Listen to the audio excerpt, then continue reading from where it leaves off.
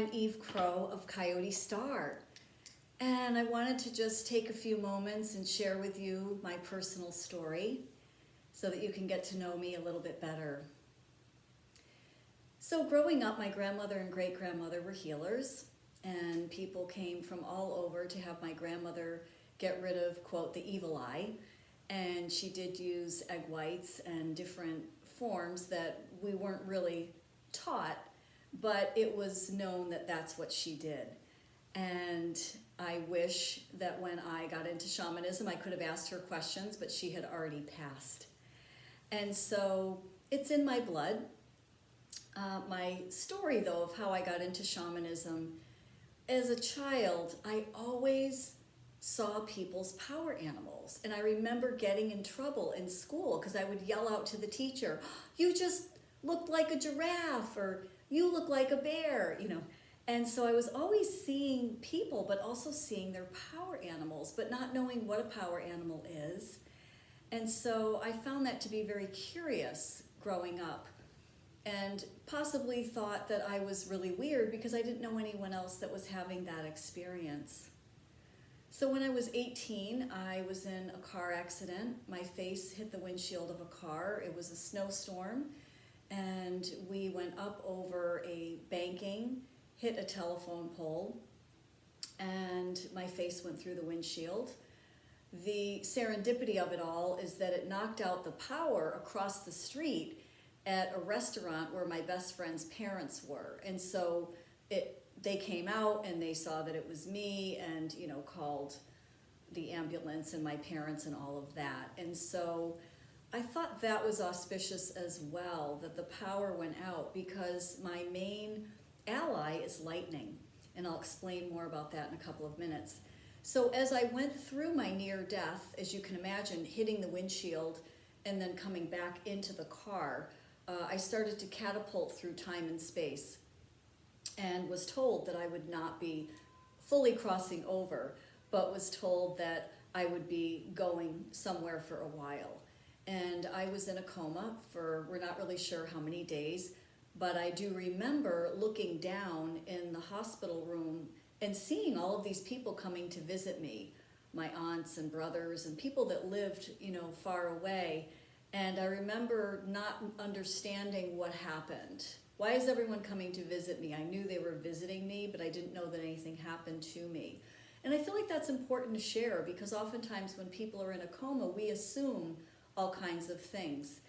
And I'm sure every coma is different, but in my experience, I had no idea that I had had an accident or that I was not in my body or what was happening. I just was looking down and seeing people that I knew and loved, and I knew they were coming to see me, and I wasn't really sure why.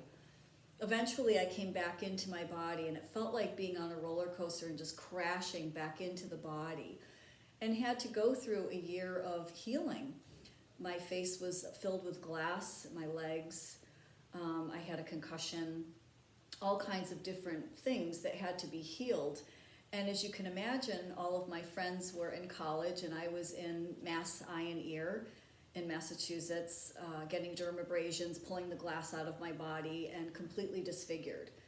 But it brought me into a beautiful place of developing my inner heart and developing my compassion for others and for myself as I went through this process. And what's interesting is that as we cleared out all of the glass, I had this one scar, and it went from here, just like a lightning bolt, right there. And we didn't know about Harry Potter back then. We didn't know about shamanism back then. So the doctors had said, we need to work with the scar and arrange it so that it goes with your laugh lines and it's not so noticeable. But I decided not to do too much with it because I felt it was a warrior scar on some level, and I wasn't sure where that came from. And I also wanted the reminder to not drink and drive, because that's how that happened. So as time went on, I had a regular job as a travel agent, was traveling in another way that I travel now, and I started to get chronic fatigue, fibromyalgia. My immune system just completely broke down. And the doctors had no cure, didn't know what to say. This was probably 30 years ago when it had first become evident that there was something called chronic fatigue or fibromyalgia. So they said, you're just gonna have to move home with your parents and prepare to die, and there's nothing we can do for your immune system. And at the time, I was working with a massage therapist because I always had a lot of neck issues from the car accident. And she said, you could drink carrot juice. There's lots of books about carrot juice healing cancer. And if it can heal cancer, it's gonna build up your immune system, and taking some protein drinks and perhaps seeing a shaman. And I said, a shaman, okay. So I didn't follow up with seeing a shaman for a couple of years, but I discovered as I started healing and getting my strength back that it was time for me to utilize all of the healing aspects and intuitive gifts that I was given in the near death. So when I was in the coma, I was taught a lot of different things. So I opened a little business called Coyote Star, and that's one of my medicine names. And I was drawing and painting coyotes up in the sky with stars, not knowing why, but I just loved that image. And so when I had Coyote Star, after a year or two, I started drumming. And I started getting in touch with power animals and taking people on journeys to meet their power animals. And I also had a Reiki share once a month. So one night, a shaman came to the Reiki share, David Perry from Millis, Mass, and he said, you're practicing shamanism. Did you know that? And I said, no, I had no idea. And he said, I would suggest studying with Sandra Ingerman and really learning the art of it, and learning the tools, and learning how to protect yourself, and learning how to do soul retrieval, because I wanted to do soul retrieval. And I asked him to teach me. I said, I'm feeling like I'm supposed to do something called soul retrieval, but I don't know what that means. And he said, I would suggest learning properly and working with her. So I was on her wait list for about 6 months, praying, thanking every day. Thank you for me getting into her class, and I believe it was in Santa Fe, New Mexico at the time, and I did. The wait list came through, I got on a plane, I flew out to Santa Fe and met Sandra Ingerman, took my first class, and that was it. I just felt so connected to her and connected to shamanism, and I felt like I knew who I was. And I knew what my purpose and my mission, my dharma was in this incarnation. After that, I was living on the East Coast, so I came back and started studying with a lot of different shamans on the East Coast as well. And at some point, Sandra Ingerman came to New York and taught soul retrieval in the Catskills, which I'll never forget that magical 5-day experience. So after I learned soul retrieval from her and really honed my skills, I started working with that within my practice. So originally Coyote Star was psychic readings, tarot readings, Reiki, guided meditations for relaxation, power animal journeys, and things like that. So it just blossomed from there. So now it's been 20-something years that I've had my own practice, and I traveled a lot with my practice. I lived in Arizona, Colorado, California for 14 years, and I moved around a lot. Instead of traveling everywhere, because I didn't have family at the time, I didn't have a husband or children, I thought, I'm on an adventure, and I'd rather live in these different places and meet everyone and get to know all the different communities. And so that really benefited me, even though a lot of people felt like, oh, that's a lot of moving. But actually, it was exciting, it was fun for me, and it's the opposite of what most people do. Most people get married, have kids, and then do their traveling. I did all the traveling so that I could be where I am now, where I'm the go-to person for thousands and thousands of people. And so people just call, text, or email when they need sessions. So my specialty is clearing core issues through extraction and different other healing modalities that I use: soul retrieval, psychopomp, curse releasement. And also I think it's really important to have your land cleared at least once per year, to make sure that the spirits of the land feel honored, that there aren't any intrusions or anything that have gotten onto the land. So I also work with people often to journey over with my power animals and teachers and to do land clearings. I also have put together something called the 4 series, which are 4 sessions that I've had magnificent outcomes with people to shift their prosperity level, their health level, and their love life. So that's been very, very beautiful and empowering for people and life-changing. What I've added to my repertoire is shamanic coaching. And so just like regular coaching, but instead I'm taking you through journeys. We're on Zoom, we're on the phone, or we're in person, depending on the situation and depending on where you are.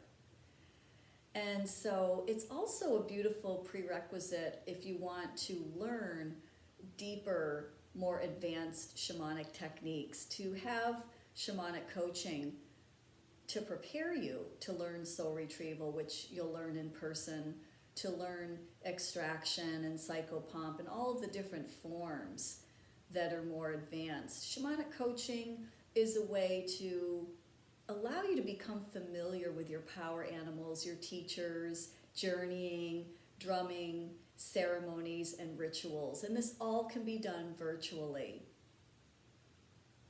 The other thing is, on Sundays, I have something called Shamanic Sundays. And every single week, as of right now, in the summer months, it may change to 1 Sunday per month, but for right now, it's once a week. And we come together at 5 p.m. Eastern Time on Zoom, and we sing a medicine song together. We do a journey. There's a little bit of a teaching. And then we sing another medicine song together, hold hands as a group, and release for the day. It's so beautiful and fun to come into community every single Sunday and to journey together, to sharpen your skills, to feel like you're connected to other people that are like-minded, that speak the same language as you. So in a nutshell, that is my story. I'd like to end with a beautiful song. I call them medicine songs because I believe that part of the healing that I do with people is through song. I've learned a lot of different songs and I love to sing, whether we're on Zoom, on the phone, or in person. And I invite you to sing along. You may know this song. And this song is called, it's the River Song. It's a song that a lot of people sing in women's circles and sweat lodges and all over. And I've added a little native chant to it. Okay, ready? Here we go. The river, she is flowing, flowing and growing. The river, she is flowing down to the sea. Mother, carry me, your child I will always be. Father, carry me down to the sea, down to the sea. Hey ya, hey ya, hey ya. Oh, hey, hey ya, hey ya. Hey ya, hey ya, hey ya. Oh, hey, hey ya, hey ya. Oh, hey.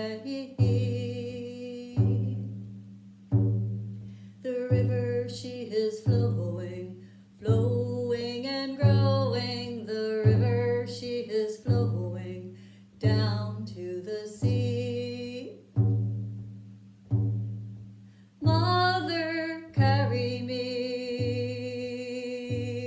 your child I will always be.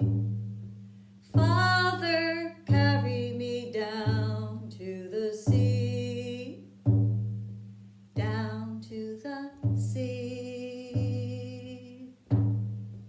Hey